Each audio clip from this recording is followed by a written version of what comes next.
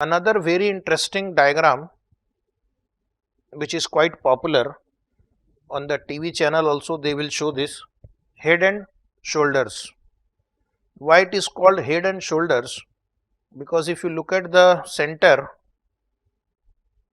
here, it looks like these are the two shoulders and this big one is like head. So this kind of formation is called head and shoulders, this portion. And now I will just first tell you about it. Just you need to mark few things. This point number C is called head because it is at the top, and these 2 points A and E, they are called shoulders, just like two shoulders of a human being.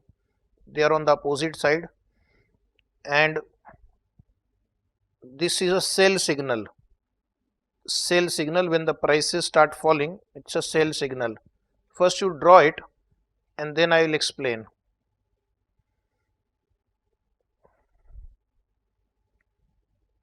Remaining items are written there in your book. So what is a head and shoulders pattern? If you find this pattern building up, it means it is a reversal of an uptrend. Reversal of an uptrend. If you look at this trend, the trend was rising, but then after that, once the head and shoulder formation is over, then the trend will be a falling trend. Now the prices will fall.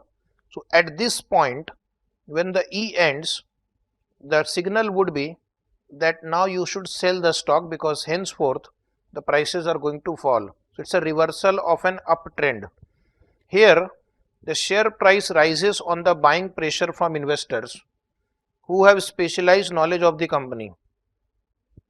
So first the share price rises because people have knowledge and they will buy. So over a period of time the prices will rise.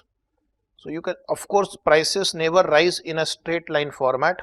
They rise, sometime fall, but overall trend in the long run would be rising. So now the prices are rising. The formation begins with a price advance to A.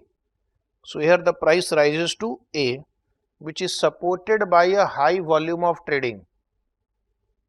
The price have risen here because of high volume and rising price. But then what happened? There will be always a slight decline, slight pause. So it will fall.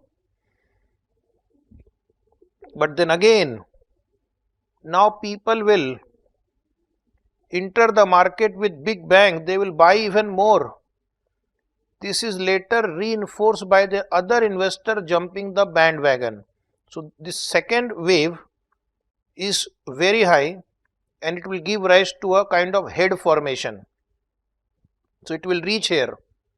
More and more people will jump at this point that yes, the prices are rising. But then after reaching here, then again people will do profit booking. The prices then advance to level C, but once it has reached the peak, now the volume will decline and then the price will decline to D. After the price has declined to D, again it will try to rise, but it won't be able to rise as much as point number C.